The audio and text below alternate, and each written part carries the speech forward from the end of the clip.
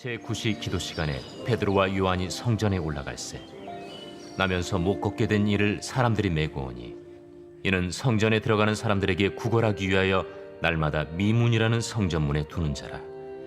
그가 베드로와 요한이 성전에 들어가려 함을 보고 구걸하거늘 베드로가 요한과 더불어 주목하여 우리를 보라.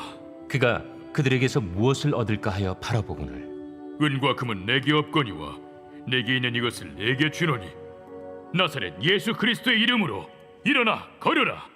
오른손을 잡아 일으키니 발과 발목이 곧 힘을 얻고 뛰어서서 걸으며 그들과 함께 성전으로 들어가면서 걷기도 하고 뛰기도 하며 하나님을 찬송하니 모든 백성이 그 걷는 것과 하나님을 찬송함을 보고 그가 본래 성전 미문에 앉아 구걸하던 사람인 줄 알고 그에게 일어난 일로 인하여 심히 놀랍게 여기며 놀라니라. 아멘. 성경은 모든 인생에게는 갈증이 있는데, 목마름이 있는데, 그것은 근원적으로 영적인 갈증이라고 표현합니다. 영적인 목마름이라는 것이죠. 육체적인 갈증만 있는 것이 아니라 더 깊은 차원의 목마름이 있다는 것이죠. 간무로 인해 마실 물이 없어서 어려움을 겪고 있는 강릉의 현실을 아실 겁니다. 그건 강릉만의 문제가 아닙니다. 오늘날 현대인 모두가 그보다 더한 영적인 가뭄을 겪고 있다는 사실입니다. 그리고 그 증상은 공허함으로부터 나타나고 있습니다. 우리 모두에게는 갈증이 있습니다. 그러나 그 갈증을 스스로는 채울 수가 없어요. 많은 사람들이 그래서 육체적인 욕구, 영적인 갈증을 육체적인 욕구로 채우려고 합니다. 하지만 그것은 오히려 더 큰 갈증을 남길 뿐입니다. 왜냐하면 그것은 궁극적인 체험이 아니기 때문에 그렇습니다. 오늘 현대인들이 많은 중독에 빠져 있죠. 그래서 어떤 사람은 중독 시대라고 표현하기도 합니다. 가장 가까이서 보편적으로 볼 수 있는 중독이 쇼핑 중독이죠. 가장 용이하게 접근성이 좋은 것이 소비이기 때문에 필요해서 소비하는 것이 아니라 공허한 영혼을 달래기 위해서 순간적인 만족을 찾는 겁니다. 그게 접근성이 좋기 때문에 이런 소비의 삶은 잠시 우리의 목을 죽여줄 뿐 그 영적인 근원적인 갈증을 결코 해결해 주질 않습니다. 이런 갈증의 문제는 현대인들에게만 있는 것이 아닙니다. 모든 인간에게 그렇습니다. 과거 시대도 마찬가지입니다. 그래서 이사야 선지자는 이렇게 말했습니다. 오라 너희 모든 목마른 자들아 물로 나오라. 돈 없는 자들아 오라. 너희는 와서 사 먹되 돈 없이 값 없이 와서 포도주와 젖을 사라. 너희가 어찌하여 양식이 아닌 것을 위하여 은을 달아주며 배부르게 하지 못할 것을 위하여 수고하느냐. 내게 듣고 들을지어다. 그리하면 너희가 좋은 것을 먹을 것이며 너희 자신들이 기름진 것으로 즐거움을 얻으리라. 이렇게 얘기했어요. 2절 보니까 양식이 아닌 것을 위해서 돈을 썼다. 또 배부르게 하지 못할 것을 위해 수고한다라고 이야기하죠. 이게 그 표현인 것입니다. 그들의 근원적인 갈증은 영적인 목마름이에요. 실존적인 갈증입니다. 그런데 그들은 허기를 무엇으로 달래느냐? 먹고 마시는 것으로, 자신을 치장하는 것으로 그 목마름과 허기를 달래려 한다는 것입니다. 그건 험한 시도라는 것입니다. 그래서 이사야 선지자는 그 부분을 지적하고 있습니다. 그래서 선지자는 그들에게 하나님 말씀을 듣고 하나님 앞에 나오라고 이야기합니다. 2절이 그 내용입니다. 그리하면 너희가 좋은 것을 먹을 것이며 너희 자신들이 기름진 것으로 즐거움을 얻으리라. 주님 앞에 나와야지만 허기가 달래지고 궁극적인 갈증이 해소될 수 있다는 것입니다. 여러분, 오늘 예배 시간이 바로 그런 자리입니다.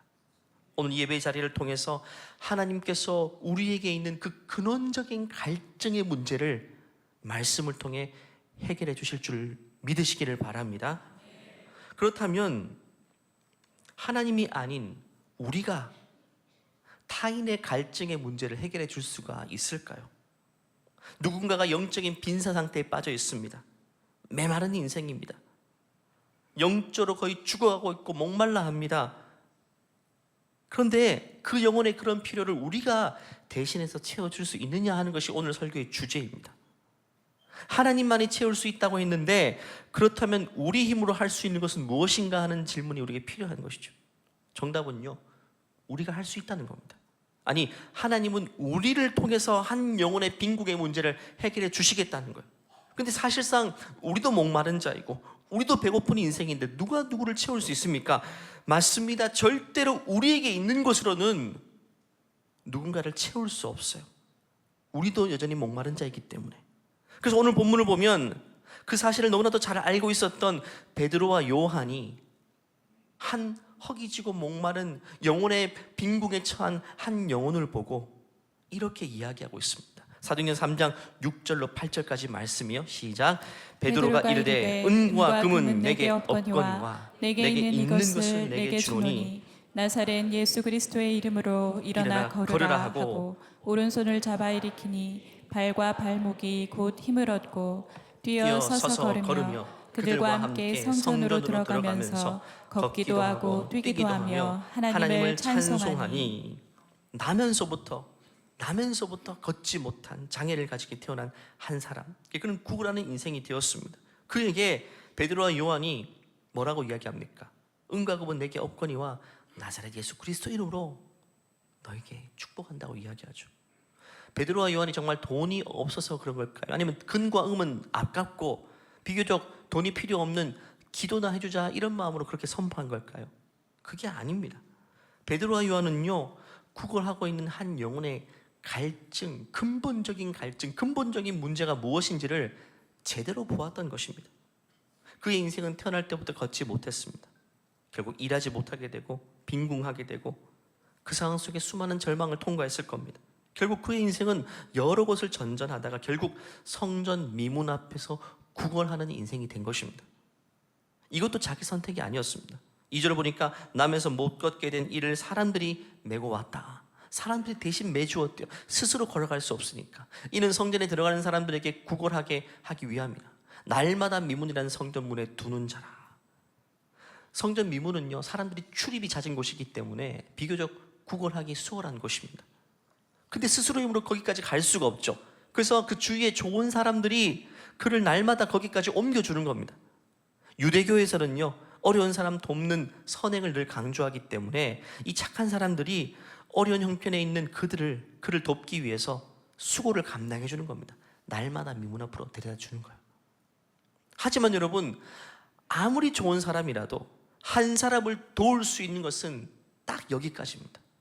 성전 문 앞에까지 그를 옮겨다 주는 것, 그것이 인간으로서 또 다른 인간을 도울 수 있는 한계점이란 말입니다. 이것은 궁극적인 도움이 되지는 못합니다.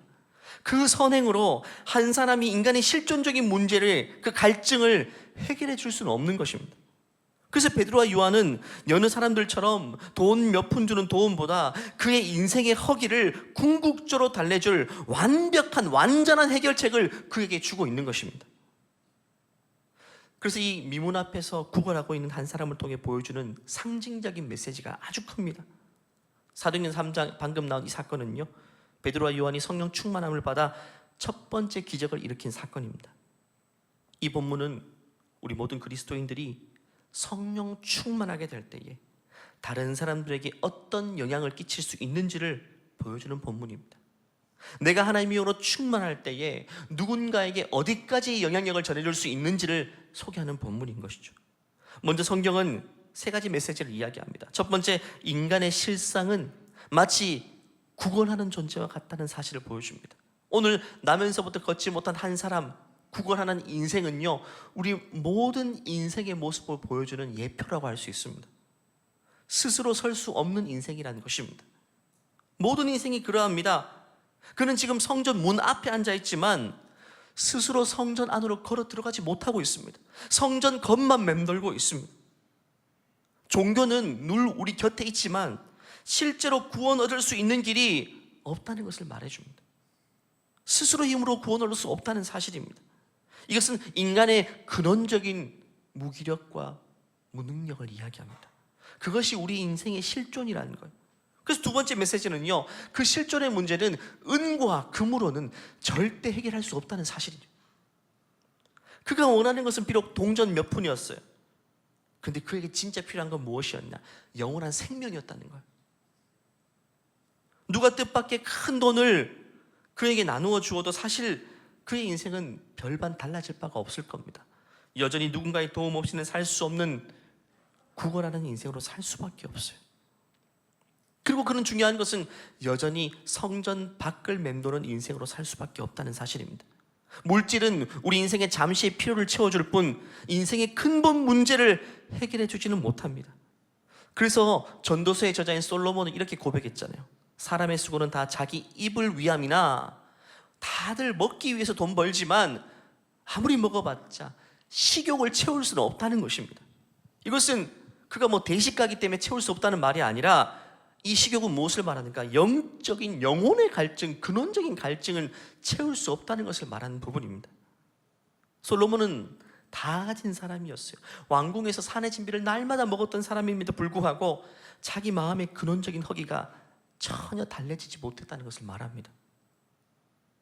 영혼의 갈증을 육의 것으로 채울 수는 없는 것입니다. 그래서 예수님도 이렇게 말씀하셨어요. 사람이 떡으로만 살 것이 아니요, 하나님의 입으로부터 나오는 모든 말씀으로 살 것이라고 이야기합니다. 그 말씀인 것입니다. 주의 말씀이 아니면, 근원적인 해결책이 아니면 우리 궁극적인 허기를 달랠 수 없다고 말하는 것입니다. 세상의 대답은요, 늘 시종일관 은과 금에 있습니다.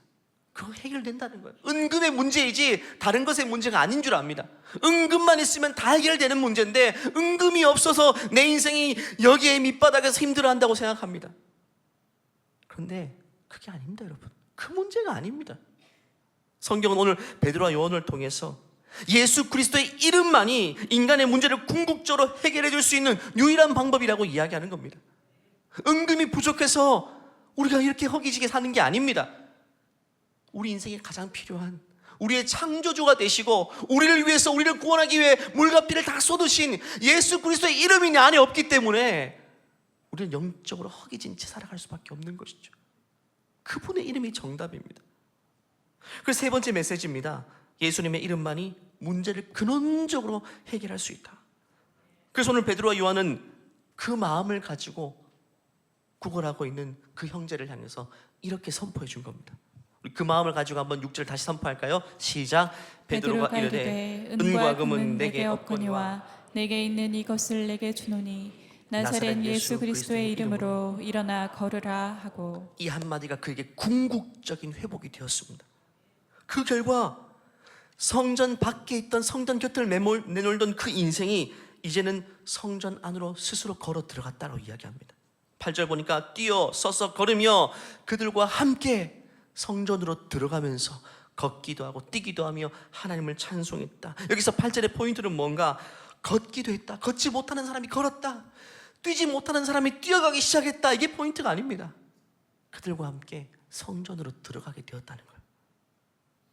예수 이름을 만나고 예수 이름의 능력으로 이제는 하나님의 임재를 경험하게 살게 되는, 근원적인 문제가 해결된 채 살아가는 그 인생의 모습을 우리에게 보여주고 있다는 것입니다. 오늘 본문에 한번 설정을 한번 생각해 보십시오. 성전 미문 앞에 구걸하는 한 사람. 이 한 사람은 누구를 말하는 걸까요? 어쩌면 예수 이름을 모른 채, 그 이름의 능력을 전혀 모른 채 살아가는 우리 자녀의 모습일 수도 있고, 어쩌면 내 모습일 수도 있고, 우리 이웃의 모습일 수도 있습니다.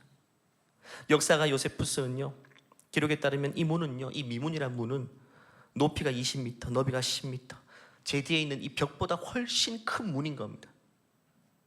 그 거대하고 아름다운 문은요, 화려한 것들로 장식되어 있습니다. 그래서 미문입니다. 아름다울 미자입니다. Beautiful gate입니다.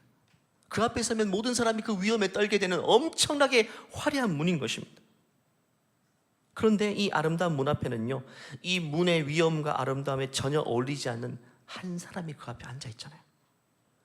구걸하던 그의 인생은 미문의 화려함과는 대조적으로 가장 비참한 모습으로 거기에 앉아 있는 것입니다. 이것은 현대인들이 가진 겉모습과 내면의 대조되는 모습을 보여주는 상징적인 그림이기도 합니다.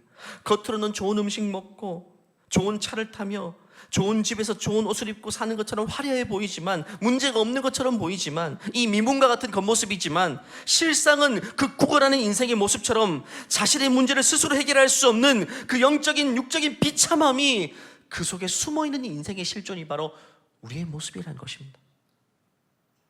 그래서 사도행전 3장에 등장하는 이 구걸하는 한 사람을 통해 우리는 나의 과거의 모습과 지금 내 모습을 함께 겹쳐서 볼 수 있어야 돼요. 예수님을 알지 못하고 살았을 때 내 모습의 실존과 예수님 믿고 거듭난 내 인생의 모습이 어떠한가, 대조되는 모습이죠. 그래서 다시 설교 초반에 질문드렸던 것으로 돌아가기를 원합니다. 그렇다면 하나님이 아닌 우리가 타인의 갈증을 대신 채워줄 수 있는가? 오늘 구걸하는 한 사람의 모습처럼 자신의 인생의 한계에 스스로 갇혀 절망에 빠져가는 한 사람을 위해서 우리가 할 수 있는 게 도대체 무엇인가? 그것은 오늘 베드로와 요한이 외쳤던 그것과 똑같습니다. 나사렛 예수 그리스도의 이름인 것입니다. 나사렛 예수 그리스도의 그 이름 외에는 궁극적인 해결책이 없습니다. 나사렛 예수 그리스도의 이름을 선포하는 게 뭡니까? 바로 성도의 기도를 말하는 겁니다. 성도의 기도입니다. 우리가 기도하고 맨 뒤에 어떻게 마무리됩니까? 예수 그리스도의 이름으로 기도합니다. 아멘으로 끝내죠. 그게 바로 기도를 말하는 것입니다. 그래서 기도는요, 겨우 동전 몇 개 손에 쥐어주는 것을 의미하지 않습니다. 오늘 구걸하던 사람이 일어나 걷고 뛰고 스스로 성전에 걸어 들어가 하나님을 예배하게 된 것처럼 성도의 기도는요, 한 사람을 궁극적으로 해결해주고 그 영혼을 회복시켜주는 유일한 능력이 되는 것입니다. 여러분, 그렇기 때문에 기도를 절대 여러분 기도의 능력을 과소평가하지 마십시오.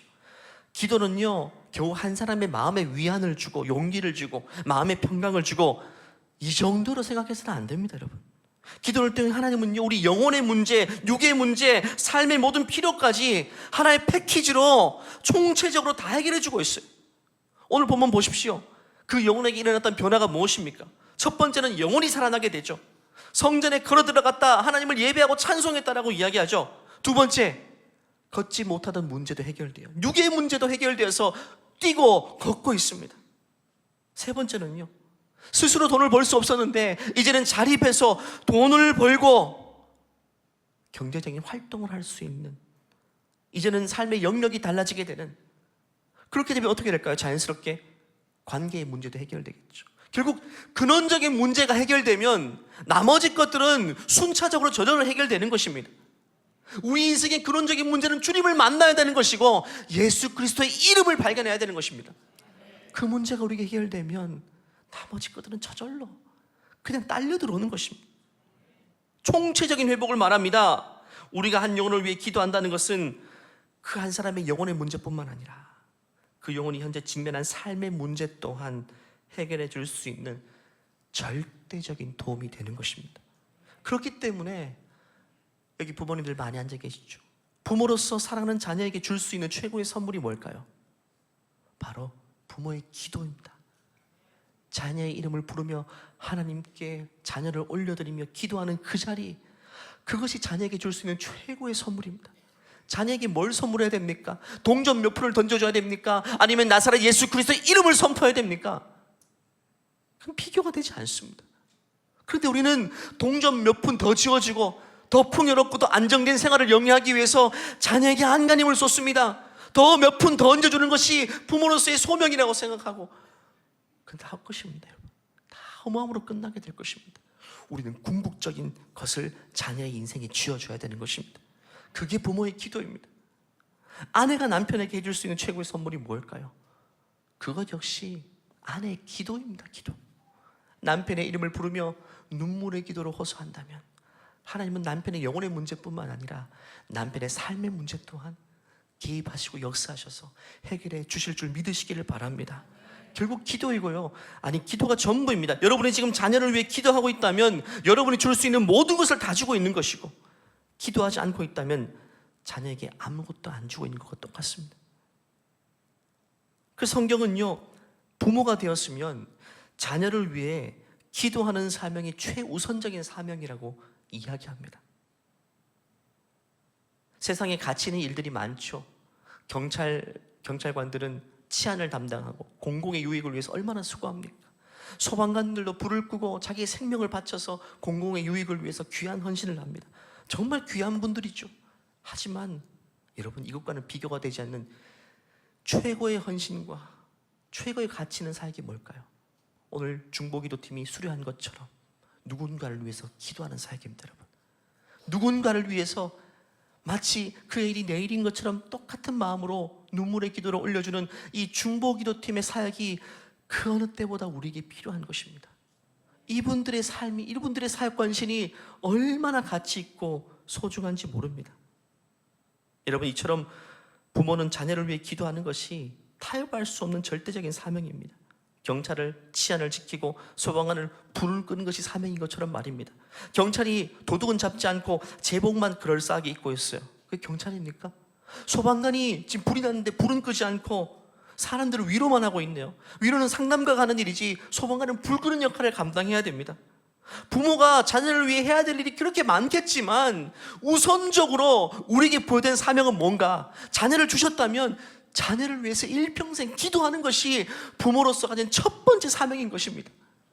그런데 소방관이 불을 끄지 않고 엉뚱한 일만 하는 것처럼 부모가 되었는데 자녀를 위해 눈물의 기도를 드리지 않고 이것저것 다른 것으로 부산에 떨게 된다면 그것은 아무것도 아니라 아무 유익이 되지 못한다고 이야기하는 것입니다.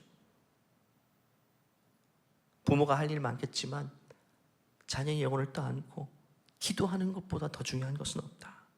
여러분, 드라마 보면서 눈물 흘리지 마시고 자녀를 위해서 기도하면서 눈물 흘리시기 바랍니다. 여러분의 눈물이 더 값진 곳으로 쓰이길 원합니다. 여러분, 눈물에도 열매가 있어야 되잖아요.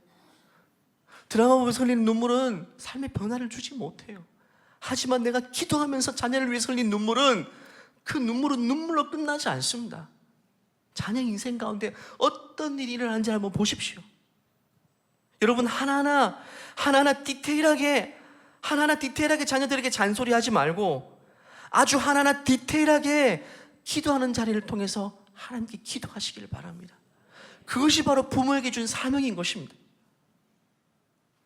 공부를 열심히 하지 않고 성적이 나지 않는 것으로 자녀를 보고 근심하지 마시고요. 기도하지 않는 내 영혼을 두고 근심하라고 성경은 말하는 것입니다. 우리가 늘 이해되지 않는 구석들이 있죠. 예를 들면 얘네 학생인데 왜 이렇게 공부에 흥미를 못 느끼고 있을까? 이게 부모로서 전혀 이해가 되지 않죠. 그런데 하나님 보시기에 더 이해 안 되는 구석이 있습니다. 이분은 엄마인데, 얘는 엄마인데 왜 이렇게 기도에 흥미를 느끼지 못할까? 엄마인데 내가 자녀를 주었는데 기도 없이 못 키우는데 왜 이렇게 기도에 흥미를 못 느끼고 기도의 필요를 못 느끼고 기도하는 자리에 나오지 않을까? 여러분, 자녀의 인생만 보고 물음표를 달지 마시고 지금 내 인생을 보고 물음표를 달 수 있어야지 그게 지혜로운 엄마인 것입니다. 그래서 부모가 기도하지 않는다면요, 하나님 때로는 기도할 수밖에 없는 상황으로 우리를 내모시는 경우도 있습니다. 우리를 진짜 사랑하시기 때문에 그렇습니다. 우리는 자녀 문제가 아니면 경각심을 느끼지 못하죠. 웬만한 충격요법으로는 우리 본성상 기도하는 자리 나오지 않습니다. 하지만 자녀에게 문제가 생기면 그때 우리의 마음이 탁 주저앉게 되죠. 모든 것을 멈추게 됩니다. 그제서야 터덜터덜 주님 앞에 나와 기도하게 되죠. 하나님, 제가 항복합니다. 기도 없이 살았던 것을 용서하시고 우리 자녀가 직면한 현실의 문제를 해결해 주세요.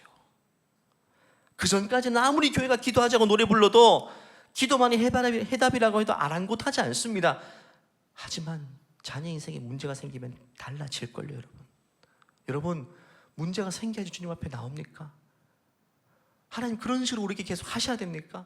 그게 아니잖아요. 기도는 형식 갖추는 게 아닙니다. 기도는 구색 맞추는 것도 아닙니다. 제사상에 뭘 올리고 어떤 구색을 갖추는지 어떤 제례가 필요한 것처럼 기도도 성도가 밥 먹기 전에 하고 자기 전에 하는 구색 갖추는 형식이 아닙니다. 기도는 실제로 우리의 삶에 예수 그리스도의 능력이 임하는 강력한 역사의 통로가 되는 것입니다. 엄마가 기도해 보십시오. 자녀의 인생이 어떻게 달라지는지요. 기도하지 않고 잔소리하지 말고 기도해보면서 지켜보십시오. 그의 인생이 어떻게 흘러가는지 말입니다. 다음 주 저는 고향교회에 설교하러 갑니다. 제 고향교회는 제 친구들이 많이 있어요. 근데 지금 보니까 그 삶이 극명하게 달라져요. 부모님이 참 어렵게 살았어요. 정말 어렵게. 새벽마다 자녀를 아기 때부터 업고 기도하는 자리에 나왔고, 자녀가 성장기 있어서 늘 기도에 눈물을 흘렸던 그 부모 밑에 자란 자녀들은요, 제 친구들 보면 다 귀중한 소중한 역할을 감당하고 참 귀한 아름다운 가정을 이루고 있습니다. 그런데 기도 없이 자녀 자라는 인생은요, 메말라요. 연락도 되지 않습니다. 지금 당장 보이지 않을지 몰라요. 10년 뒤를 보십시오. 20년 뒤를 보십시오. 농사는 그에 뿌리면 그 가을에 추수하겠지만 영혼의 농사는 다릅니다. 지금 눈물의 기도를 뿌리면 어떤 추수의 열매를 거둘지 한 세대가 지나서 나타날 수도 있고 당장 볼 수도 있는 것입니다. 그런데도 기도하지 않겠습니까, 여러분? 사도 바울도 전도 여행하면서 편지를 쓰죠. 서신서를 쓰면서 늘 강조했던 게 뭐냐면 너희들 나한테 기도해야 된다. 나 위해 기도해야 된다. 나 기도 없으면 아무것도 하지 못해. 고린도서 말씀 읽어볼까요? 시작. 너희도 우리를 위하여 간구함으로 도우라.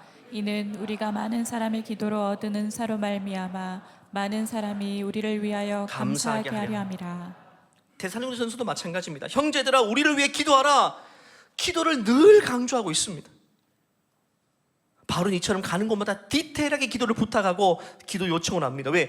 기도 없이는 내 인생 아무것도 아니기 때문에 누군가의 기도를 계속 부탁하고 있어요. 말씀을 마무리합니다. 세상에서 제일 불쌍한 인생이요, 기도 없이 사는 인생입니다. 특별히 우리 자녀들 가운데 부모의 기도 없이 사는 인생이 가장 메마른 인생이고 가장 빈궁한 인생입니다. 여러분, 자녀를 가장 불쌍한 사람으로 만들지 마시기를 바랍니다. 어떤 아이는 엄마 아빠의 든든한 기도를 받고 이 땅을 기도의 응답으로 부유하게 살아가는 사람이 있는 반면 어떤 인생은 엄마 아빠가 교회에 다 다니고 있음에도 불구하고 전혀 기도의 지원을 받지 못한 채 메마르게 오늘 본문에 등장한 한 인물처럼 구걸하는 인생, 텅 비어버린 인생으로 살아가는 자녀들의 인생도 있다는 것입니다. 자녀의 손에 돈을 쥐어주면 그 돈은 자녀의 인생을 잠시 부유하게 할 수 있지만 부요하게 하지는 못합니다. 여러분, 탕자가 어디 돈이 없어서 세상에서 기진하며 살았습니까? 그런 돈을 많이 유산으로 물려받아서 살았잖아요. 돈이 없어서 그렇게 산 게 아닙니다. 오히려 더 많은 돈이 그의 인생을 그렇게 메마르게 만들었습니다. 부모가 주는 돈이 자녀의 인생이 플러스가 될지 마이너스가 될지 알지 못합니다. 아니, 돈으로 생기는 부작용이 훨씬 더 많다고 할 수 있습니다. 하지만 기도는 부작용이 없습니다. 완전한 도움이 됩니다. 궁극적인 해결책이 되는 것입니다. 여러분, 지구촌 부모님들이요, 자녀의 세대를 위해서 기도하십시다. 지금 이 세대가 어렵다고 한탄만 하지 마시고, 취업이 어려운 세대를 살아간다고 한탄만 하지 마시고 기도해야 돼요. 어려우면 어려울수록 더 많이 기도하면 되잖아요. 우리가 기도한다면 아무리 어려운 시대를 살아도 우리 자녀 세대는요, 다윗처럼 다니엘처럼 골리앗도 이겨내고 바벨론 제국 속에서도 쓰임받게 되는 그런 인생으로 살게 될 것입니다. 하지만 기도 없이 자란 우리 인생은요, 겨우 성전 문 앞에서 성전 들어가지도 못하고 그 밖에서 구걸하는 인생으로 살아갈 수밖에 없다는 사실을 여러분에게는 확실한 명제입니다. 나중에 땅을 치고 후회하지 마시고 지금 기도하십시오. 저는 할 일을 다 했습니다. 저는 목사입니다. 말씀을 전하는 겁니다. 저한테 책임을 묻지 마십시오. 나중에 저는 분명히 말했습니다. 자녀를 위해 기도하자고. 제 탓 아닙니다. 여러 번 이야기하죠. 매주 이야기하죠. 그럼에도 불구하고 전혀 반응이 없는 분도 있습니다. 지금 울면요, 나중에 웃게 될 것입니다. 지금 자녀를 위해 울면 나중에 웃게 될 일이 많을 것이고, 지금 웃고 있죠, 나중에 통곡할 일밖에 없을 것입니다. 제 말씀을 믿으십시오. 기억하십시오. 오늘 이 자리부터, 지금부터 기도의 재단을 쌓아가는 우리 모두가 되시길, 우리 지구촌 가정 되시기를 간절히 축원합니다. 다 같이 일어나실까요? 이 시간 자녀를 위해서 기도하십시다. 자녀가 걷지 못해 구걸하는 인생처럼 성전 안에 들어가지 못한 채 성전 문 앞에 앉아있는 인생으로 지금 살아가고 있지는 않습니까?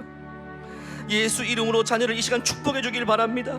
하나님, 우리 자녀 인생이 성전 안에 들어가 주님을 찬양하고 걷기도 하고 뛰기도 하는 것처럼 인간의 실존적인 문제가 해결되는 인생으로 살아가게 하여 주시옵소서. 비단 먹고 사는 문제, 금가운의 문제가 아니라 예수 그리스도를 만나서 영원한 해방을 얻게 되는, 진정한 자유함을 얻게 되는 풍성함을 누리는 인생으로 살아갈 수 있도록 하나님 우리 자녀 인생을 축복하여 주시옵소서. 또 하나 기도할 때 하나님, 부모인 내가 이제는 기도하게 도와주세요. 부모인 내가 기도의 무릎을 꿇게 하여 주시옵소서. 주여 한번 외치고 기도하겠습니다.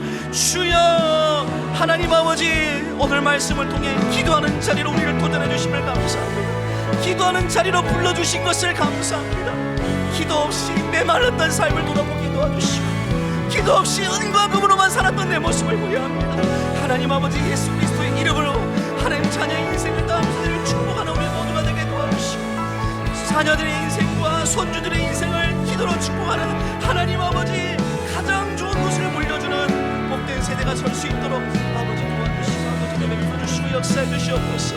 기도 없이 사는 우리를 불쌍히 여겨주시고, 메마른 채 살아가는 우리 인생을 불쌍히 여겨주시고, 우리 부모 세대를 먼저 깨뜨려 주시고, 자녀를 위해 눈물의 기도를 쏟을 수 있도록 아버지 도와주세요. 아버지 도와주세요. 주님, 하나님, 예수 그리스도의 이름의 능력을 가지고 살지 못하고 겨우 은과 금의 문제 속에 살았던 내 모습을 주님 불쌍히 여겨주시고, 이제는 은과 금의 문제가 아닌 나사렛 예수 그리스도의 이름으로 자녀 세대를 축복하며 살아가게 하여 주시옵소서. 메마른 인생, 구걸하던 인생이 이제는 걷고 뛰기도 하고 성전 안에 걸어들어가 하나님을 찬양하게 되는 인생의 변화가 찾아오게 된 것처럼 우리와 우리 자녀 세대의 그런 놀라운 변화가 하나님 찾아오게 하여 주시옵소서. 이 모든 말씀 살아계신 예수님의 이름으로 기도하옵나이다. 아멘. 우리의 기도를 들으시고 그 기도를 통해 놀라운 일 행하시는 주님께 감사의 박수 올려드리겠습니다. 여러분 반드시 믿으시기를 바랍니다. 기도는 능력입니다. 여러분, 이 시간 이 찬양 고백 주님께 올려드리겠습니다. 나의 기도하는 것보다 더욱 응답하실 하나님, 나의 생각하는 것보다 더욱 이루시는 하나님, 우리 가운데 역사하신 능력대로 우리들의 간구함을 넘치도록 능히 하신 주님께 모든 영광과 존귀 찬양과 경배 돌릴지어다.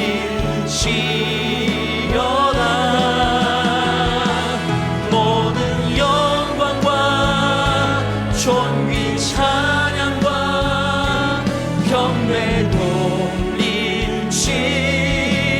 우리 가운데 역사하실 주님의 능력을 찬양합니다. 우리 가운데 역사하신 능력대로 우리들의 간구함을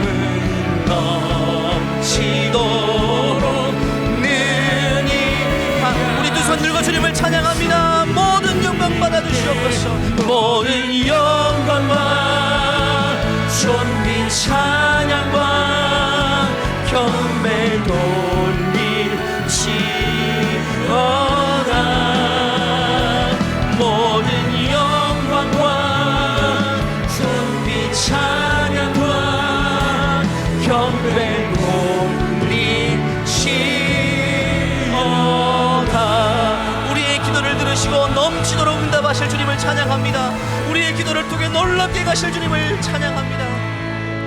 이제는 우리 주 예수 그리스도의 은혜와 하나님의 무한하신 사랑과 내주하시는 성령의 교통하심이 은과 금의 문제가 아닌 이제는 예수 그리스도의 이름으로 자녀를 축복하며 배우자를 축복하며 이웃을 축복하며 살아가기를 소원하는 모든 존귀한 주님의 백성 위에 이제로부터 영원토록 함께 하시기를 간절히 축원하옵나이다. 아멘.